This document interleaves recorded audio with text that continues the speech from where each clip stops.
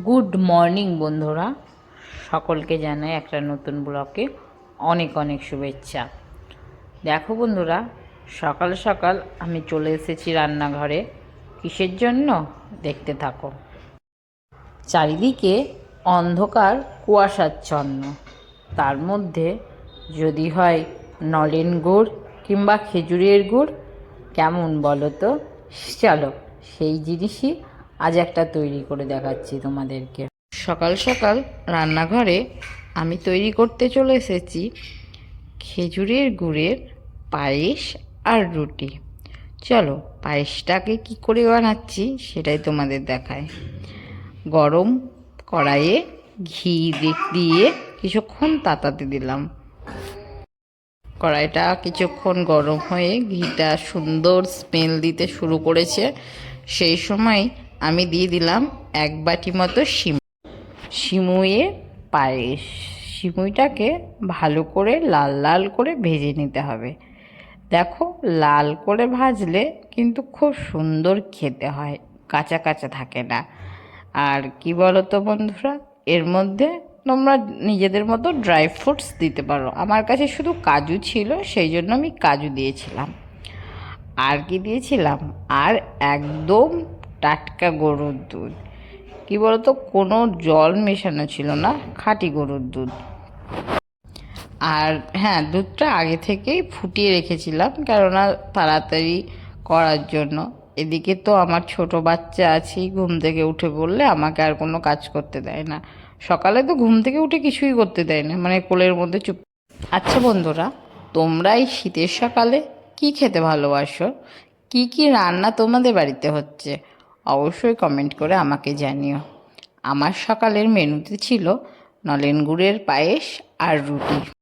তারপর আমি কিছুক্ষণ পায়েসটা হতে দিয়েছিলাম, আস্তে আস্তে নাড়ছিলাম যাতে তলায় ধরে না যায়। দেখবে একটু করে না নাড়লে না ঠিক ভালো লাগে না। তারপর গুড়টাকে আমি ভেঙে দিয়ে দিয়েছিলাম। কোনো চিনি বা অন্য কিছু দিইনি, শুধুমাত্র গুড় দিয়েছিলাম। তারপর কিছুটা গুড় বাটিতে কুড়িয়ে নিয়ে কুড়ানো গুড়টাকেও দিয়ে দিয়েছিলাম, যাতে দেখতে মানে কালারটা খুব সুন্দর আসে। কিন্তু আমার কালারটা সত্যিই খুব সুন্দর হয়েছিল। তারপর এবার কিছুক্ষণ ফোটার জন্য আমি দমে রেখে দিলাম। বন্ধুরা, যদি আমার চ্যানেলটা তোমাদের ভালো লেগে থাকে অবশ্যই লাইক, কমেন্ট আর সাবস্ক্রাইব করে দিও। তারপর এদিকে আমার পায়েস ফুটছে, সেই সময় আমি কিন্তু রুটির ময়দাটা মেখে নিয়েছিলাম।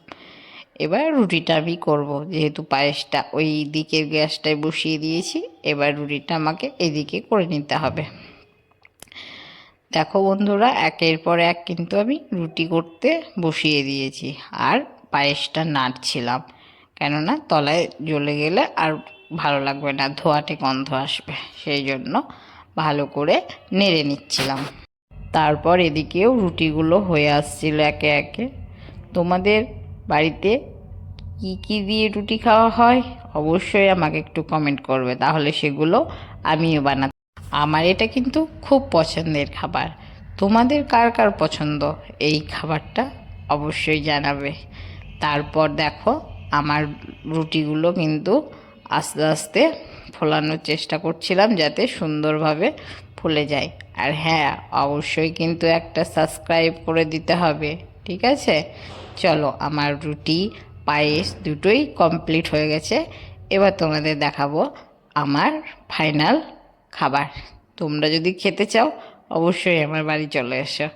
দেখো বন্ধুরা, রুটি আর পায়েস রেডি হয়ে গেছে। টাটা, ভালো থেকো সকলে। এখানে এই ব্লগটা শেষ করলাম, পরবর্তী ব্লগ